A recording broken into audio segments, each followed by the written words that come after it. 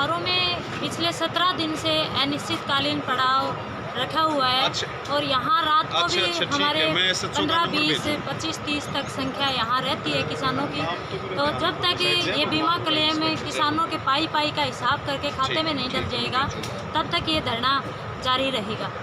अभी कुछ दिन बाद में भी अभी जो पुतला फूकने की बात है, ऐसी कुछ बात है 13 तारीख को, क्या कुछ फैसला रहेगा? बिल्कुल, हमने निर्णय लिया था कि गांव-गांव में हम सरकार के जो पदाधिकारी हैं और जो मंत्री हैं, मुख्यमंत्री हैं या एमपीज हैं, उनके सबके पुतले जलाएंगे। हमारे ओबरा गांव में बहल ब्लॉक के वहाँ कल पुतला दहन किया गया था। बारवास में, बसीरवास में भी पुतला दहन किया गया है। और भी गाँव में लगातार ये मुहिम हमारी जारी रहेगी। जो लोहारू हलके का और पूरे भिवानी और दादरी के जितने भी गांव हैं, उन सब में धीरे धीरे इस मुहिम को और ज़्यादा तेज़ किया जाएगा और हर गांव में इनका पुतला दहन किया जाएगा। महिलाएं भी दिन प्रतिदिन धरने पे आ रही हैं। बिल्कुल, एक महिला को, ये हमारे लिए सौभाग्य की बात भी है और खुशी की बात भी है कि एक हमारी जो महिला शक्ति है, उसको भी ये पता चल गया है कि हमारे 350 करोड़ रुपए हैं वो सरकार डकार चुकी है। तो वो भी जागरूक हो चुकी हैं और हर दिन हमारे धरना स्थल पर महिलाओं की संख्या बढ़ती जा रही है। 50-50 सैकड़ों की संख्या में यहाँ महिलाएं पहुँच रही हैं। तो वो भी कहती हैं कि हम पाई का हिसाब करवा करके ही चैन से बैठेंगी, तब तक हम घरों को भी संभालेंगी, बच्चों को भी संभालेंगी, खेतों को भी संभालेंगी और आपके धरना स्थल पर भी आती जाती रहेंगी। पहले तो मैं सैनी साहब आपका और आपके चैनल का धन्यवाद करना चाहता हूँ, आपके श्रोताओं का धन्यवाद करना चाहता हूँ। ये जो बीमा का मुद्दा है, इसकी पहले हमने ज्ञापन दिया था 11 फरवरी 2025 को। फिर हमने यहाँ लोहारू तहसील में भी एक तहसील सत्र का 19 मार्च को महापंचायत की, और उस समय खेती की कटाई का समय था। हमने कहा था कि हम 1.5 महीने बाद फिर आएंगे।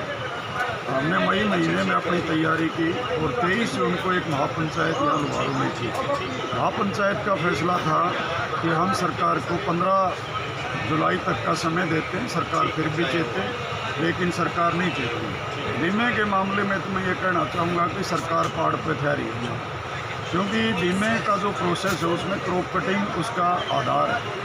क्रॉप कटिंग जो एक्सपेरिमेंट है वो उसका आधार है।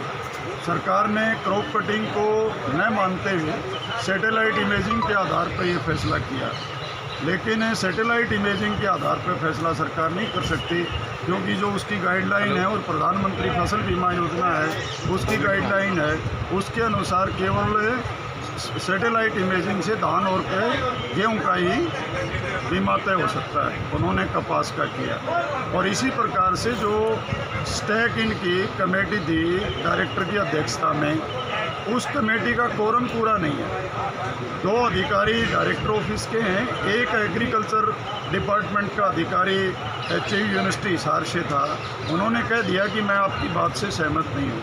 दोनों DD हमारे दादरी और भिवानी के, उन्होंने कह दिया कि जो फैसला स्टेक ने किया है मुझसे सहमत नहीं है, और ना ही आज तक स्टेक ने कोई फैसला दिया। हालांकि कंपनी ने बीमा क्लेम जो कुछ डाल दिया 94 करोड़ रुपए, लेकिन आज तक अपना फैसला नहीं दिया।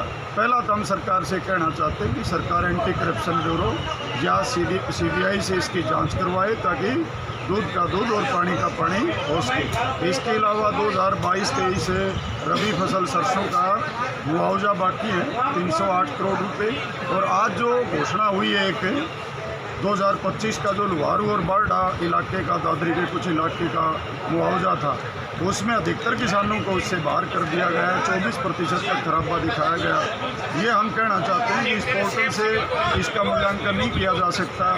जैसे पहले पटवारी गिरदावरी करती थी, उसी प्रकार से उसके मौके पर आकर के गिरदावरी होनी चाहिए। और एक बड़ा महत्वपूर्ण और तात्कालिक मुद्दा है स्मार्ट मीटर का। कोई भी किसान संगठन ये नहीं चाहता कि स्मार्ट मीटर लगे, और स्मार्ट मीटर का मतलब है आम आदमी से बिजली को दूर करना। तो जब भी सरकार स्मार्ट मीटर की योजना यहाँ ला रही है, हम उसका सिरे से खारिज करते हैं और उसका विरोध करेंगे। न हम गाँवों में एंट्री होने देंगे और न हमारे खेतों में इनकी एंट्री होने देंगे। और ये आंदोलन हम मुकाम पर ही ले जाके जोड़ेंगे। ये सरकार से कहना चाहते हैं कि इस आंदोलन का रूप बदलेगा। यदि कोई सरकारी काम बाधित होता है तो वो प्रशासन भिवानी और हरियाणा सरकार की जिम्मेवारी होगी। ये हम सारी जिम्मेवारी किस पर डालते हैं, सरकार पर डालते हैं। हर बात संवाद से हल होती है। मुख्यमंत्री आए थे दादरी 24 को, कह के गए थे कि मैं अपने अधिकारियों को कहूँगा। हम पुनः कह रहे हैं कि मुख्यमंत्री जी समय रखें और हमारे किसान नेताओं से बात करें और इस समस्या, किसानों की समस्या को हल करें। हम ये कह रहे हैं। धरने पे आए हैं, काफ़ी दिन से धरना चल रहा है, इसके बारे में क्या कहना चाहिए? देखिए, आज 17वां दिन है और एसकेएम के नेतृत्व में लोहारू के उपमंडल कार्यालय में बीमा क्लेम 2023 जो खरीफ का बीमा क्लेम है, जिसमें लगभग 350 करोड़ के घोटाले को एक षड्यंत्र के तहत अंजाम दिया गया है। उस घोटाले में दोषियों की जांच, उनकी सज़ा और किसानों को बीमा क्लेम दिलाने के लिए लगातार हमारा ये पक्का मोर्चा, दिन रात का ये महापड़ाव, ये अनिश्चितकालीन जो धरना है, ये लगातार जारी है। और आप देख रहे हैं अलग अलग गांवों से, अलग अलग क्षेत्र से और अलग अलग वर्गों से सब लोग इस आंदोलन का समर्थन कर रहे हैं। जी, तो ये धरना आपका कब तक चलेगा? जो सरकार ने अभी तक कुछ मांगे मानी है नहीं है क्या कुछ?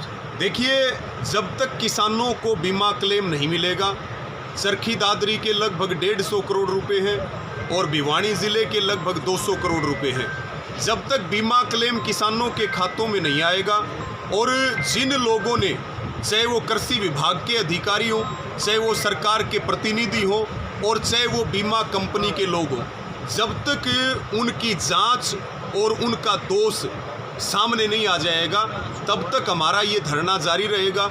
इसमें लगभग 1 दर्जन और भी मुद्दे हैं।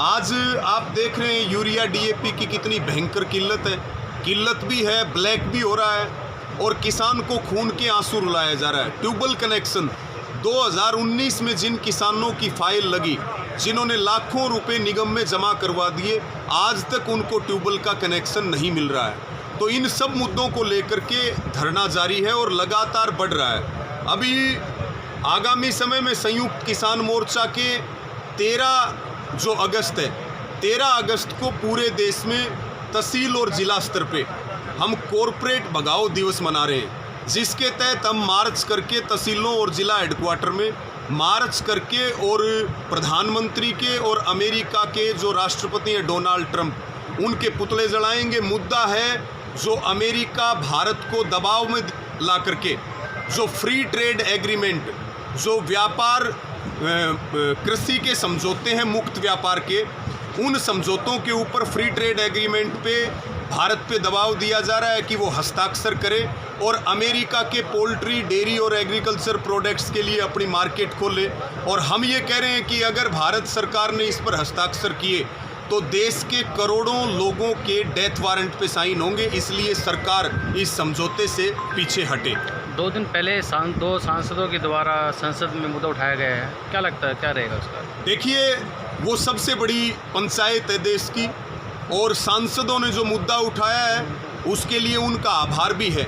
लेकिन हम अपने जो सांसद हैं, भिवानी महेंद्रगढ़ लोकसभा के सांसद हैं, यहाँ से राज्यसभा की सांसद भी हैं और यहाँ से कैबिनेट की मंत्री भी हैं, हम तीनों ही सत्ता के नेताओं से कहना चाहते हैं कि मुद्दा उठाने के साथ साथ में किसानों को 350 करोड़ रुपए क्लेम देने के लिए आपकी सरकार है राज्य में और केंद्र में, आप उसके ऊपर भी काम करें, तभी जो किसान आपका धन्यवाद करेंगे वो सही सार्थक साबित होगा।